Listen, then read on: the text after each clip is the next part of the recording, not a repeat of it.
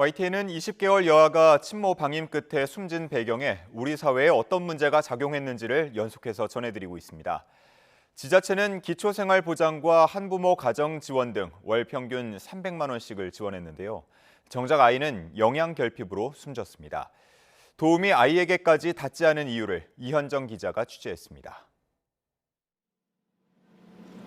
친모 A씨는 기초생활수급자이자 한부모 가정으로 분류돼 생계급여와 모자가정 아동 양육비 등 정부 지원을 받아왔습니다.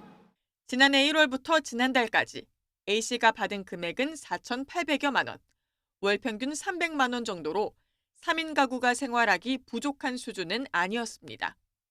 A씨는 저소득층을 위한 푸드마켓을 통해 무료로 생필품도 지원받았는데 이용 기록을 보면 각종 식재료와 과일, 과자, 음료수 등 식품은 물론 칫솔, 모자 등 일상용품도 받아간 것으로 나옵니다.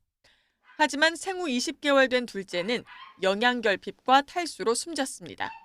취약계층 양육과 복지를 위한 지원이 있었지만 아이를 지키지 못한 겁니다. A씨는 직업도 없이 지원에만 의존해 두 아이를 키우며 사회적 교류도 부족했던 상황. 전문가들은 A씨에게 더 중요했던 건 양육할 의지와 능력이 있는지에 대한 지속적인 점검이었다고 지적합니다. 정보도 없고 아니면 또 사회생활도 안 하다 보면 주변에서 알려줄 사회적 네트워크도 전혀 없었을 것이고 양육 기술이 되게 부족한데도 채워지지 못한 채로 계속 아이를 키웠던 거고. YTN 취재진이 만난 이웃과 친인척들은 A씨가 정상적인 의사소통에 문제가 있어 보였고 집에선 악취가 심했다고 말했습니다. 이처럼 주변에선 A씨 가정의 위험 징후를 감지해왔지만 관리기관인 지자체는 눈치채지 못했습니다.